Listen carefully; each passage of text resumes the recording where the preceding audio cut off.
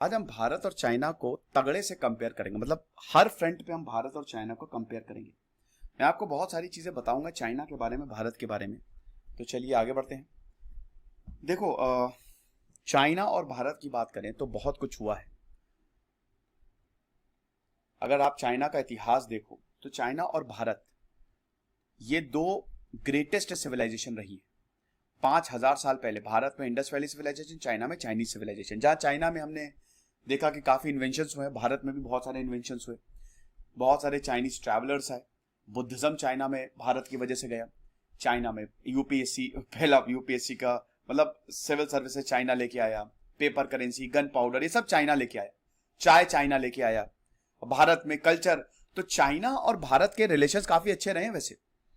और आपको बता दूं कि चाइना का अगर आप इतिहास देखो तो 1949 से चाइना में कम्युनिज्म आया है। चाइना में वैसे कॉन्फ्यूशनिज्म था और अभी भी चाइना में कॉन्फ्यूशनिज्म तो है। कॉन्फ्यूशियस चाइना के जैसे भारत में भी 6 स्कूल्स ऑफ फिलॉसफी निकली, चाइना में भी 6 स्कूल्स ऑफ फिलॉसफी निकली।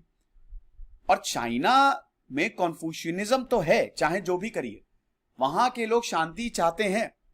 चाइना में बहुत अकेलापन है, वन चाइल्ड पॉलिसी, किसी का कोई भाई नहीं, एकदम सेल्फ सेंटर्ड नार्सिसिस्टिक पर्सनैलिटी है वहां पे काफी ज्यादा।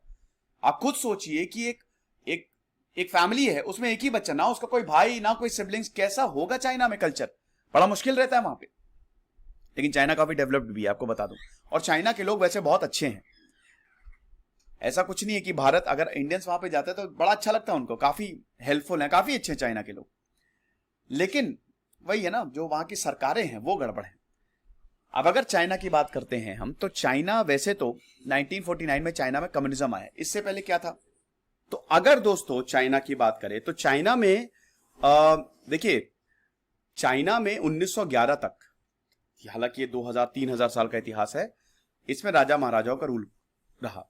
एक चीज मैं आपको चाइना के बारे में बता दूं, चाइना कभी भी स्ट्रॉन्ग कंट्रीज को अटैक नहीं करता। चाइना का अगर आप वॉर के हिसाब से इतिहास देखोगे तो चाइना हमेशा हारा है और अपने में ही लड़ता रहा है। 20th सेंचुरी का ग्रेट ह्यूमिलिएशन पीरियड बोला जाता था। चाइना को हर बड़ी पावर ने हरा दिया। जापान, छोटा सा जापान ने, उसने चाइना को हरा दिया, तो इसको ग्रेट ह्यूमिलिएशन पीरियड बोलते हैं। तो चाइना, आप समझिए कि भले ही यहां पे आपको नंबर ज्यादा लगे चाइना के, बट अगर बात आती है वॉर की तो डेफिनेटली चाइना विल लैक, क्योंकि इनके ऑफिसर्स को फर्स्ट हैंड एक्सपीरियंस है ही नहीं, और ये चाइना के इतिहास में रहा है। तो उसके बाद फिर 1949 में चाइना में कम्युनिस्ट पार्टी है, माओ जेडोंग आए। अब माओ जेडोंग तो भाई बहुत बड़े रेवोल्यूशनरी थे, लेकिन इकोनॉमी वो ज्यादा नहीं जानते थे। 1975 तक चाइना में वो हालत हुई दोस्तों, चाइना एकदम नीचे गया 1975 तक। 1960 में सबसे पहले तो ग्रेट लीप फॉरवर्ड, उसमें चाइना बर्बाद हो गया। स्टील के प्रोडक्शन की वजह से लोग भूखमरी के हालात, सबसे बड़ा फेमाइन अभी तक चाइना में आया, मैन मेड फेमाइन था ये। खेतों को बर्बाद करके स्टील बनाओ स्टील बनाओ, खत्म हो गए। फिर माओ जेडोंग को उनकी पार्टी से निकाल दिया। अब उसके बाद कल्चरल रेवोल्यूशन शुरू हुआ और अगले 10 सालों तक चलाइए। अब कल्चरल रेवोल्यूशन में बड़े बड़े लीडर्स निपट गए, बड़े बड़े, सबको मारना शुरू कर दिया कि ये कैपिटलिस्ट क्लास बुर्जुआ तुम्हारे कल्चर पे हमला कर रहे हैं। इसमें यंग लोग जो थे, जो स्कूल कॉलेज के पढ़ने वाले, सबने मारना शुरू किया। फिर डेंग जियाओपिंग, और डेंग जियाओपिंग ने सब बदल दिया। डेंग जियाओपिंग ने साइंटिफिक टेम्परामेंट और capitalism with Chinese social characteristic, जैसा चाइना में बोला जाता है कि भाई हम एक्चुअली में कम्युनिज्म अब दोस्तों दुनिया से वाइप्ड आउट हो चुका है, क्योंकि सबको यह पता चल गया भाई पूंजीवाद तो हमको चाहिए ही, लेकिन value based capitalism is good. तो अब यहां पे चाइना में भी बड़ी इंडस्ट्रीज लगने लगी, घर बनाने लगे, वन चाइल्ड पॉलिसी, बहुत कुछ हुआ दोस्तों, बहुत कुछ हुआ ये चीज। अब उसके बाद से फिर चाइना जो है बदल गया। अब 2010 के बाद से चाइना का बहुत ड्रास्टिक राइज है, और शी जिनपिंग जब से आए 2014 से, तब से और ज्यादा ड्रास्टिक राइज है। चाइना की मिलिट्री बहुत पावरफुल हो गई, चाइना ने मार्केट को कैप्चर किया, चाइना के बाद भर भर के इन्वेस्टमेंट आए। अब इसके बहुत सारे रीजंस है, फिलहाल हम चाइना और भारत को कंपेयर कर रहे हैं। भारत का इतिहास देखिए तो भारत का इतिहास शानदार, भारत का इतिहास भी एकदम पैरेलल अब चाइना से।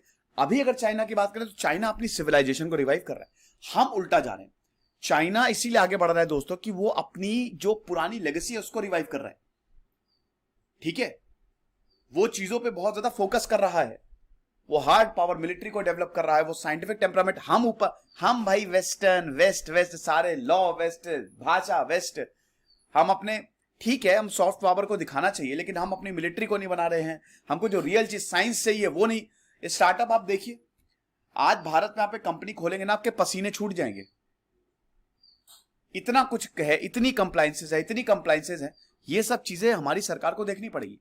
लेकिन फिर भी चाइना और भारत का अगर युद्ध होता है तो विदाउट डाउट भारत ही जीतेगा।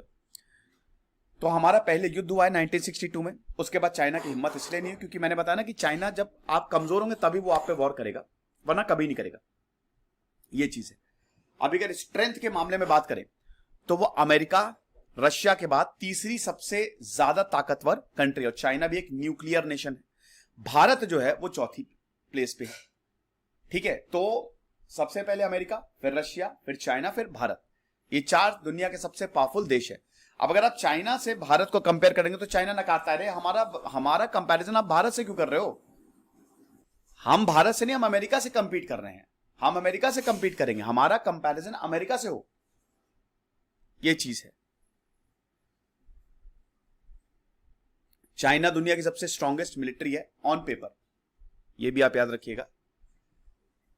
अब ये आप देख लीजिए चाइना। अब चाइना की अगर बात करें और भारत से आप कंपेयर करें तो भारत वैसे काफी शांत रहा है चाइना को लेके। इनफैक्ट जब चाइना बना 1949 में, जब कम्युनिस्ट पार्टी आई, तो भारत ने काफी ज्यादा चाइना का सपोर्ट भी किया और पंचशील एग्रीमेंट हमने साइन किया।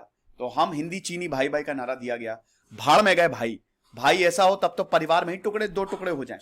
तो अगर आप बात करें तो चाइना ने भारत की पीठ पे छुरा भोंका। कैसे छुरा भोंका? ये वाला अक्साई चीन एरिया जो है ये पूरा का पूरा चाइना ले गया। जो हमारा ये अरुणाचल प्रदेश है ना, चाइना इसको नॉर्थ ईस्ट वेस्ट फ्रंटियर बोलता है, नॉर्थ ईस्ट फ्रंटियर एजेंसी। ठीक है, नीफा कहता है ये हमारा है। अब तो हाँ, तो हम कहां थे? फिर उसके बाद अक्साई चीन एरिया, 1962 का युद्ध, जब चाइना ने पूरी रोड बना ली। अब देखिए तिब्बत तो समय वीक था, 1959 में तिब्बत के पास कोई प्रॉपर आर्मी नहीं थी, शांतिप्रिय देश, बुद्धिस्ट देश। जब चाइना ने तिब्बत पे कब्जा किया तभी तो ये बाउंड्री जो है वो लगने लगी ना, वरना तो पहले तो ये अलग था। जब से इसने तिब्बत पे कब्जा किया तो भारत से बाउंड्री लगने लगी, और तिब्बत भी उस समय वीक था। और चाइना को लगा हम हटा देंगे, हटा दिया उसने। तो दलाई लामा भागे, फिर दलाई लामा को भारत ने रिफ्यूज दी, तो चाइना का मूड खराब हो गया। फिर चाइना ने वॉर लड़ लिया और 1962 का वॉर जो है वो भारत हार गया। अक्साई चीन चाइना के पास चला गया, भारत हमारी सीमा के अंदर आ गया। अब चाइना कभी भी अगर कॉन्फ्लिक्ट होती है तो चाइना इसी का हवाला देता है। अब आप एक जो और चीज बताते हैं, इसके बाद फिर 1967 में एक बार बॉर्डर डिस्प्यूट हुआ, चाइना को पटक पटक के मारा। ठीक है, फिर 1980s में हुआ, तब चाइना की हालत खराब कर दी। चाइना बहुत ही, वो खाली नंबर्स हैं। हमारा एक सैनिक चाइना के 20 सैनिक के बराबर है, वो खाली नंबर्स हैं। इस समय ऑफिसर्स को फर्स्ट हैंड वॉर एक्सपीरियंस है ही नहीं चाइना में, ऐसी हालत खराब हो, खाली नंबर्स ही हैं। लेकिन यस, एक चीज हम नकार नहीं सकते, चाइना की साइंस बहुत आगे है। चाइना की जो नेवी है वो बड़ी पावरफुल है। इनफैक्ट अगर साउथ चाइना सी में अभी अगर अमेरिका और चाइना का युद्ध हो जाए तो आप समझिए कि चाइना जो है वो जीत सकता है। तो साउथ चाइना सी में और जो इंडियन ओशन में भी चाइना प्रेजेंस बना रहा है अपनी नेवी के बल पे। तगड़ी है चाइना की नेवी। तो इसमें तो चाइना ने बाजी मार ली। लेकिन चाइना ने समझा अब हमारे प्रॉब्लम है ना कि हमारी पॉलिटिक्स ऐसी घटिया है कि हम आपस में ही लड़ते रहते हैं। अब जब आप आपस में ही लड़ते रहोगे ना, तो वही कह रहे कि आपस में लड़ोगे तो टूटोगे हमेशा, और नहीं लड़ोगे तो हमेशा जीतोगे। अभी ये गलवान वैली का आपने देखा, गलवान वैली में आपने देखा ना कि चाइना को उठा के फेंक दिया था। तब चाइना को समझ में आया कि भाई भारत से डायरेक्ट युद्ध नहीं हम जा सकते। चाइना की स्ट्रैटेजी ये रहती है कि आगे बढ़ो कब्जा करो, आगे बढ़ो कब्जा करो। अब भारत शांत रहता है, भारत की शांति का बहुत सारे लोग फायदा उठाते हैं, लेकिन भारत कमजोर थोड़ी ना। कोई इंसान शांत है तो इसका मतलब ये थोड़ी ना कोई कमजोर है। मैकमेहन लाइन अभी तक ये जो है जो चाइना को डिवाइड करती है, मतलब चाइना को ये वाली जो लाइन है, ठीक है, ये अभी तक जो है ये डिमार्केट ही नहीं है प्रॉपर तरीके से, और चाइना कभी चाहता भी नहीं डिमार्केट हो, वरना फिर एरिया प्रॉपर डिवाइड हो जाएगा ना। तो ज्योग्राफिकल पॉइंट जो है जैसे पहाड़ हो गए, फिंगर 8 फिंगर 9, उसी का वही डिमार्केशन पॉइंट है। वो कोई ज्योग्राफिकल ये थोड़ी ना होता है। तो ये सारी चीजें हैं, ये आप देख सकते हैं। ठीक है, ये आपकी मैकमेहन लाइन है पूरा का पूरा, और ये चाइना है। फिर ये अक्साई चीन है जो अभी मतलब ये वाला एरिया जो चाइना अभी कंट्रोल करता है, और भारत का है। ये अरुणाचल प्रदेश जो है वो भारत का है, लेकिन चाइना क्लेम करता है। तो ये काफी डिस्प्यूट्स हैं। चाइना जो है वो बहुत सारे नेशनल हाईवे बनाता रहता है। अभी भारत ने जब दारबुक श्योक दौलत बेग ओल्डी रोड बना दी, तब चाइना को बड़ा 200-250 किलोमीटर की बड़ा ये हुआ कि अरे ऐसे कैसे। देखिए भाई, जो लॉजिस्टिक कंट्रोल करेगा ना, तो जिसके पास लॉजिस्टिक होगा, भाई लॉजिस्टिक मतलब क्या, रोड बनाओ, रेलवेज बनाओ, क्योंकि जब आप ट्रांसपोर्ट, अब जैसे युद्ध हुआ, अब जैसे भारत ने ये दारबुक शोक दौलत बेग ओल्डी रोड बना दी, अब जैसे ही युद्ध होगा तो 1 घंटे के अंदर अंदर सारी सप्लाई जो है वो भारत को पहुंच जाएगी। तो ये जो लॉजिस्टिक प्रॉब्लम्स है ना, ये काफी ज्यादा है। रोड्स हाईवे में भारत भी बहुत आपत्ति जताता है, चाइना तो आपत्ति जताता ही जताता है। ठीक है, रोड्स की बात करें तो इसमें चाइना ने बाजी मारी है। अगर हम भारत और चाइना का कंपैरिजन करें तो इसमें चाइना ने काफी बहुत भयानक काम किया है दोस्तों।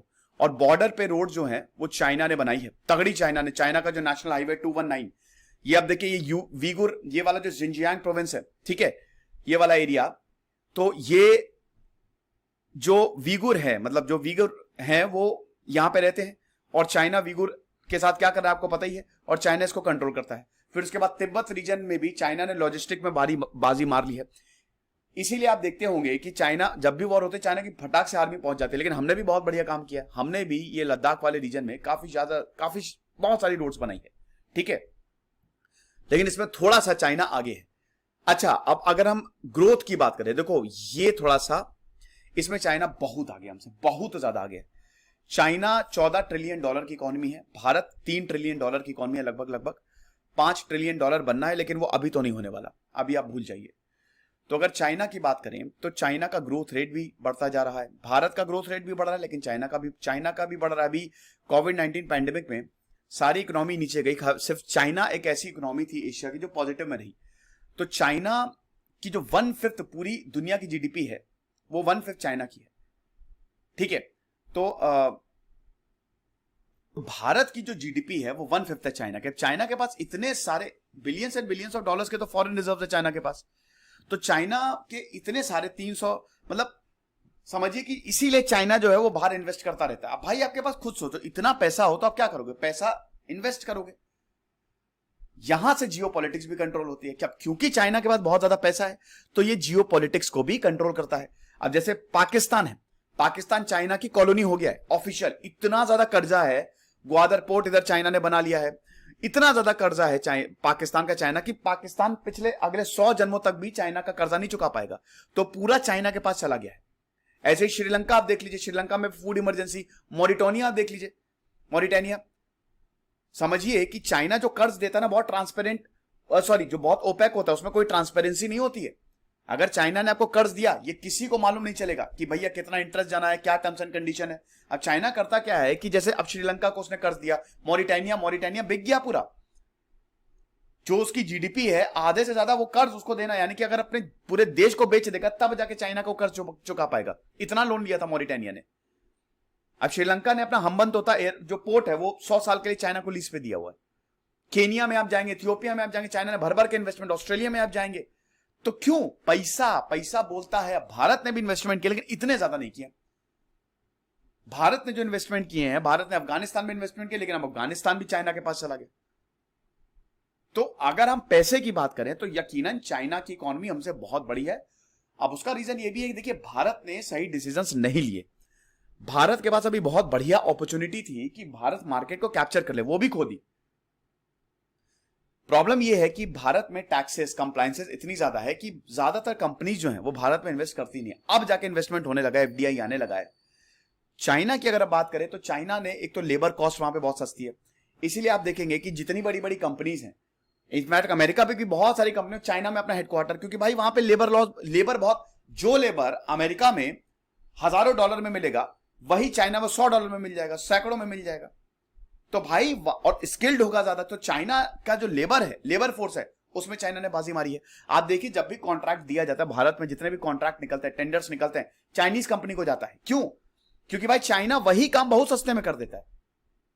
आप मोबाइल्स देखिए, चाइना के मोबाइल मार्केट में भी चाइना ने बाजी मारी हुई है।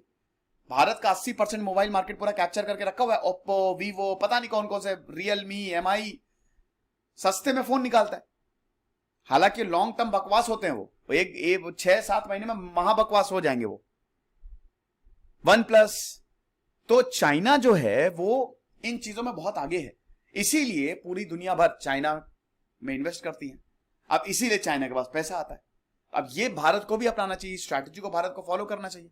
फिर उसके बाद साइंस, स्टेम, देखिए साइंस, टेक्नोलॉजी, इंजीनियरिंग, मैथमेटिक्स, इसमें चाइना ने बहुत बाजी मारी है। और जो इसमें बाजी मारेगा, भारत एक समय बहुत बड़ी इकोनॉमी हुआ करता था, लेकिन अब हम ऐसे नहीं है, क्योंकि हम अब अपने कल्चर्स को भूल गए हैं और हमको साइंस एंड साइंटिफिक टेम्परामेंट को डेवलप करने की जरूरत है। हमको यूनिवर्सिटीज बनाने की जरूरत है, हमको हाई क्वालिटी एजुकेशन देने की जरूरत है, हमको बच्चों में इंजीनियरिंग, मैथ्स, साइंस, ये जिज्ञासा जगाने की जरूरत है। अब ये सब हमारे पॉलिटिशियन, अब हमारे चलता है कि हिंदू मुस्लिम, हिंदू मुस्लिम चलता है, हमारे यहाँ डिवीजन चलता है, आपस में लड़वा दो, पॉलिटिशियंस ही आपस में लड़ो, चाहे हिंदू, चाहे उसमें हिंदू नेता हो चाहे मुस्लिम नेता हो, दोनों ही बस लगे हुए हैं कि बस सोसाइटी जो है वो डिवाइड हो जाए। ऐसा कैसे चलेगा? ऐसे तो हम पीछे ही जाते जाएंगे। अब किसको फर्क पड़ता है? हम ही को फर्क पड़ेगा, हम ही को तो फर्क पड़ता है ना, क्योंकि हमारी ही प्रॉब्लम जो है। अब ये नेता तो मस्त एसी में बैठे रहते हैं, इनको क्या लेना देना, डूबते तो हम है, पैसा तो। एक जर्नलिस्ट है, वो उनको बहुत गाली दी जाती है, तो बहुत गाली दे रहा था। अब एक महीने बाद वही इंसान उनसे नौकरी मांग रहा था कि भाई नौकरी दे दो, ये हिसाब किताब रहता है।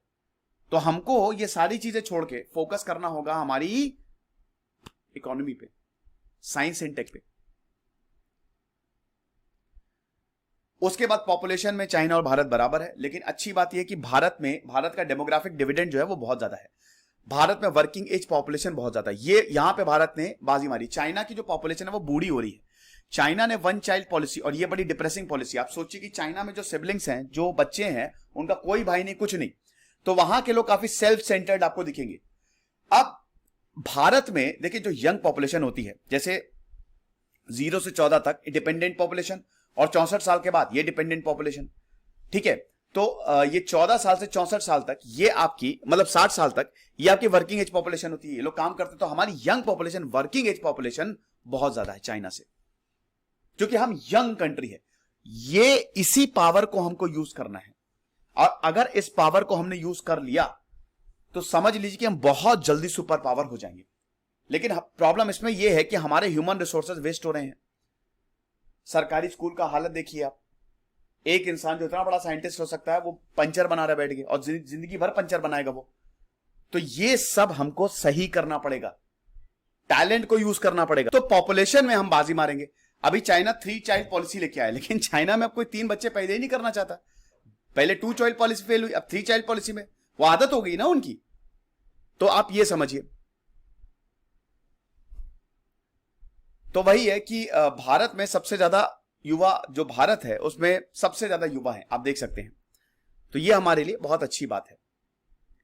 8 करोड़ सादा यूथ पॉपुलेशन, आप इसको अगर हम ह्यूमन रिसोर्सेज को कैपिटलाइज कर सकते हैं तो भारत सुपर पावर अगले 5 सालों में बन जाएगा।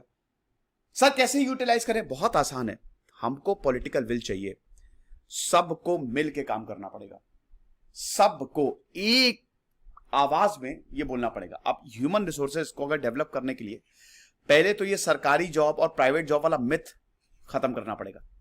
प्राइवेट जॉब और सरकारी जॉब ना, सरकारी जॉब ये हटाना पड़ेगा। और सरकारी जॉब भी सरकार फिर ज्यादा निकाले, अब उसके लिए चाहिए पैसा, क्योंकि भाई इतना स्टाफ है। अभी लगभग भारत में सारे डिपार्टमेंट अंडर स्टाफ्ड है, अच्छी खासी वैकेंसी है, लेकिन ज्यादा वैकेंसी निकालेंगे तो और सरकार के ऊपर प्रेशर आएगा, पैसा भी तो देना है। प्राइवेट जॉब के लिए सरकार जो है वो एक आइडियल एटमॉस्फेयर क्रिएट करे, ताकि खूब सारे स्टार्टअप्स हैं, साइंस के स्टार्टअप्स हैं, आर्टिफिशियल इंटेलिजेंस के स्टार्टअप्स हैं, स्पेस टेक्नोलॉजी के स्टार्टअप्स हैं। ये सरकार के ऊपर है दायित्व। अब इसमें सरकार, इसमें 1 साल तक भाई टैक्स ना लो, बहुत कम टैक्स लो, जीएसटी बहुत कम कर दो स्टार्टअप्स पे, क्योंकि ये इन युवाओं को नौकरी देगा। और जब हम युवाओं को नौकरी देंगे तो हम डेवलपमेंट की ओर आगे बढ़ेंगे। दूसरा पॉइंट ये है कि वही सरकारी और प्राइवेट वाला, कि भाई प्राइवेट सेक्टर को भी बहुत ही ल्यूक्रेटिव बनाओ। ये जो मिथ है ना सरकारी, इसको खत्म करना, ये भी सरकार करेगी, और इसमें और लोग भी कर सकते हैं। दूसरा पॉइंट ये है कि हमारे स्कूल्स एंड कॉलेजेस, ये ह्यूमन रिसोर्सेज निकलेंगे कहां से? Schools and colleges. अब ये बड़ी शर्म की बात है कि हमारे पास इतनी शानदार यूनिवर्सिटी, भारत एजुकेशन का देश रहा है, ठीक है, और स्टिल अगर आप टॉप 100 कॉलेजेस की बात करें तो भारत का एक कॉलेज नहीं आता उसमें। तो हमारे जो कॉलेजेस हैं, कॉलेजेस क्या हैं कि अब जैसे बीए कोई कर रहा है, अरे यार कॉलेज जा चाहे ना जाओ, मैंने खुद बीएससी किया, जाओ चाहे ना जाओ। अब प्रोफेसर भी एकदम ऐसे ही कह रहे छोड़ो, पढ़ाएंगे, हमारा तो 1-1.5 लाख रुपए आ ही रहा है। तो ये चीजें सही करो, सरकारी स्कूल्स को सही करो, और जितने भी जो गरीब बच्चे हैं उनको पकड़ पकड़ के लेकर कंपलसरी करो कि तुमको सरकारी स्कूल में पढ़ने, सरकारी स्कूल जैसे दिल्ली का मॉडल बहुत बढ़िया है वैसा सरकारी स्कूल होना चाहिए, ताकि बच्चों को शुरुआत से ही पढ़ाई दी जाए।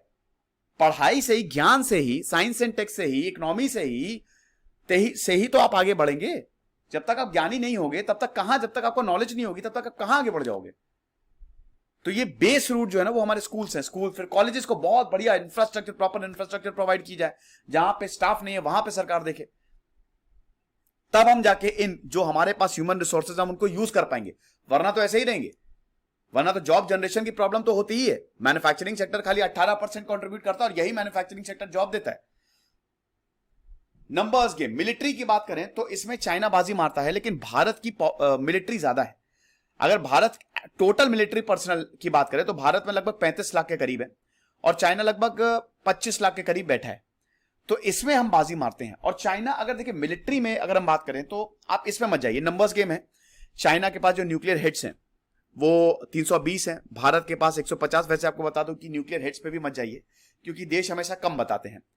तो न्यूक्लियर हिट्स में ज्यादा है, हेलीकॉप्टर चाइना के पास ज्यादा है, टैंक्स चाइना के पास ज्यादा है, आर्मर्ड व्हीकल्स चाइना के पास ज्यादा है, सबमरीन चाइना के पास बहुत ज्यादा है, नेवल एसेट बहुत ज्यादा है, फाइटर इंटरसेप्टर्स। लेकिन ये सब काम नहीं आएगा क्योंकि इसमें स्ट्रैटेजी के मामले में हम बहुत ज्यादा हैं। स्ट्रैटेजी जो है, क्योंकि हमारे जो ऑफिसर्स हैं उनको फर्स्ट हैंड एक्सपीरियंस है ना। चाइना के जो ऑफिसर्स उनको फर्स्ट हैंड एक्सपीरियंस नहीं है, उनकी आर्मी बेकार है। मतलब ये नंबर्स पे मत जाइए आप। और दूसरी चीज ये है कि चीन जो है वो जहां पे उसका विवाद है, जैसे लद्दाख एरिया में, तो वहां पे टैंक वैंक काम नहीं आते, ना टैंक काम आएगा ना एयरफोर्स काम आएगी। वहां पे हैंड टू हैंड कॉम्बैट ही चलती है। वहां हैंड टू हैंड मतलब वहां पे army to army, infantry to infantry चलती है। नेवी काम नहीं आएगी। तो नेवी खाली चाइना के साउथ चाइना सी को मेंटेन करने के लिए है, धरती पे थोड़ी ना पहुंच जाएगी नेवी। तो नेवी जो नेवल पावर, इनको आप छोड़ दीजिए, क्योंकि इधर ये लद्दाख वाले रीजन में ही ज्यादा प्रॉब्लम होती है, तिब्बत वाले रीजन में, तो वहां नेवी कहां से ले जाएंगे। तो नेवल पावर को तो आप छोड़ दीजिए। अब रही हेलीकॉप्टर्स की पावर और ये जो इन्फेंट्री पावर, अब उसमें भारत बहुत आगे। हालांकि क्योंकि चाइना के पास इतनी बड़ी वो इकोनॉमी है, तो चाइना 261 बिलियन डॉलर जो है वो खर्च करता है मिलिट्री पे, और भारत खाली 71 बिलियन डॉलर खर्च करता है मिलिट्री स्पेंडिंग पे। तो ये थोड़ा सा गड़बड़ है, लेकिन हम क्या कर सकते हैं, हमारी इकोनॉमी बहुत छोटी है। अब इसमें main political will is very important. और फिर देखिए, सिर्फ पॉलिटिक्स से ही कुछ नहीं होगा। लीडर्स अगर कुछ अच्छा करते हैं तो कुछ लोगों को बड़ी मिर्ची लग जाती है, उनको मतलब बोलना ही बोलना चाहिए, जितना भी अच्छा हो जाए। तो भाई हमको भी अपना एटीट्यूड, ये देखिए चाइना में ना लोगों के अंदर है, ये जापान में लोगों के अंदर बहुत है। अब जैसे फॉर एग्जांपल कूड़ा फेंकना है, तो बहुत लोग अरे छड़ यहीं फेंक दो, सड़क पे फेंक दो, अपना शहर गंदा करो। मैं अभी हेरिटेज साइड गया था दोस्तों, अभी सारनाथ गया था, फिर अभी अभी ताजमहल भी अभी गया था, वहां पे लोगों गंदगी फैलाए हुए हैं बिना बात के। अब ये सब क्या, तो ये वही कह रहे ना कि ये पब्लिक लेवल पे भी हमको चेंज लाना पड़ेगा। मिलिट्री में यकीनन चाइना के नंबर ज्यादा हैं, लेकिन रियलिटी में अगर युद्ध होता है तो भारत चाइना को हरा देगा, यह भी सच्चाई है। उसके बाद अगर जियोपॉलिटिक्स की बात करें तो इसमें यह बैलेंस है। देखिए जियोपॉलिटिक्स में चाइना को कोई पसंद नहीं करता है। जियोपॉलिटिक्स में भारत ही एक ऐसा देश है जो चाइना को काउंटर कर सकता है। चाइना ने बहुत जगह इन्वेस्टमेंट करके रखे हो, पैसे के दम पे उछलता है, तो चाइना हर जगह पैसे उसने दिए हुए हैं। अब प्रॉब्लम यह है कि इन देश को पैसे भी चुकाने हैं। अब जब पहले पैसे लेते हैं, आ रहा है, लेकिन जब चुकाने की बात होती है तो इनकी बैंड बज जाती है। तो फिर भारत के पास जाओ। अब जैसे नेपाल है भारत का छोटा भाई, भूटान है भारत का छोटा भाई, तो अब क्या करते हैं, भारत क्या करता है, भारत इनकी बड़ी मदद करता है, लेकिन अभी नेपाल चाइना के पास जा रहा, फिर जब ये लोग फंसेंगे तब फिर भारत के पास आएंगे। कहने का मतलब ये है कि भले ही चाइना जो है पूरी दुनिया भर में उसने इन्वेस्टमेंट करके रखा है, लेकिन भारत इज फेवरेट। अमेरिका का सपोर्ट है भारत को, रशिया का सपोर्ट है भारत को, भारत के जो फॉरेन रिलेशंस हैं वो बहुत बढ़िया हैं, है ना। तो ये चीज, और हर कोई चाइना को काउंटर करने में समय लगा हुआ है, तो ये हमारे लिए एक प्लस पॉइंट है। इसमें हम चाइना से आगे हैं। चाइना के इनिशिएटिव बहुत ज्यादा हैं, port of Colombia, Indian ocean में आप देख सकते हैं। लेकिन अगर ऑल ओवर जियोपॉलिटिक्स की बात करें तो भारत को पूरा सपोर्ट है। हालांकि इंटरनेशनल रिलेशंस में ज्यादा हमको सपोर्ट पे निर्भर नहीं रहना चाहिए, क्योंकि ये सब अपने इंटरेस्ट के लिए ही काम करते हैं।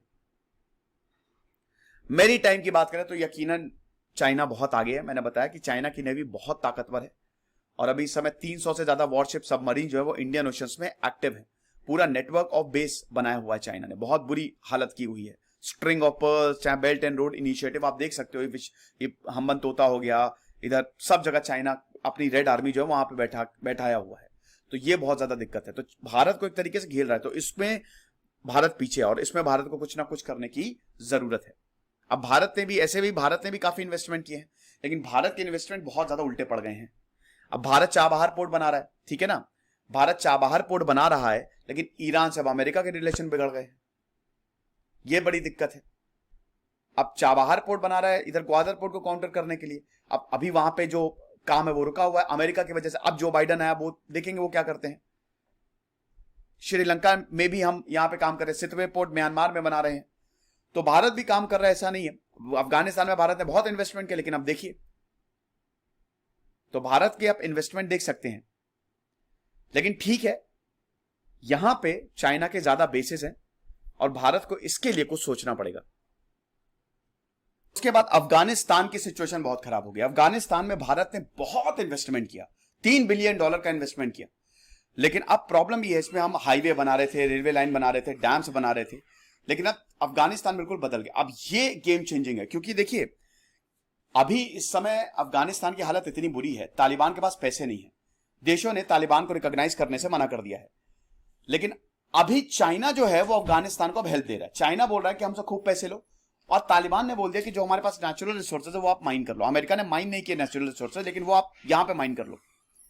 तो चाइना का जो शेयर है वो अब आप देख सकते हैं कि चाइना का शेयर जो है वो अफगानिस्तान की बायलेटरल ट्रेड में अब बहुत तेजी से बढ़ेगा। अभी तक इतना नहीं था, आप देख सकते हो चाइना का ज्यादा शेयर, लेकिन अब बहुत तेजी से बढ़ेगा। तो ये भारत के लिए बड़ी सिरदर्दी है। हालांकि वो भी आने वाले वक्त में ज्यादा पिक्चर क्लियर होगी, ठीक है। अब सवाल यह है कि भारत कब तक सुपर पावर बन पाएगा। सुपर पावर 5 साल के अंदर भारत बन जाए, लेकिन इसमें चाहिए पॉलिटिकल विल, लीडर्स, इसमें रणनीति, एक ऐसा लीडर जो सब कुछ हटा के एक बहुत ही रैशनल थिंकिंग लेके आए, सारी नफरत को खत्म करे, साइंस एंड टेक में इन्वेस्टमेंट, ये सारी चीजें जब हम करेंगे तब सुपर पावर बनेंगे हम। भारत सुपर पावर यकीनन 2050 तक भारत सबसे बड़ी पावर होगा, ये आप मान के चलिए। सुपर पावर हमको बनना ही बनना है। भारत लीडर बनेगा, दोबारा बनेगा, लेकिन उसके लिए हमको पूरा रिफॉर्मेशन चाहिए, जो कि अभी हो रहा है ऐसा नहीं है, लेकिन अभी भी बहुत सारी चीजों को सही करने की जरूरत है। फिलहाल ये तो कंपैरिजन था, लेकिन भाई देखो, चाइना अभी युद्ध नहीं होने वाला। चाइना भी चाहता है कि भारत बहुत बड़ा मार्केट है, तो हम उससे युद्ध करेंगे तो हमारे बहुत सारे पैसे चले जाएंगे।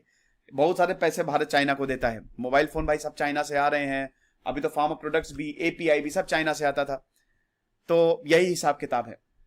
तो फिलहाल तो यही है कि भाई दोस्ती ही रहे तो ज्यादा अच्छा है, लेकिन चाइना मानेगा नहीं ना। तो कभी कभी ये हाथी को ना, ड्रैगन को कुचलना भी पड़ सकता है। अच्छा, ये लेक्चर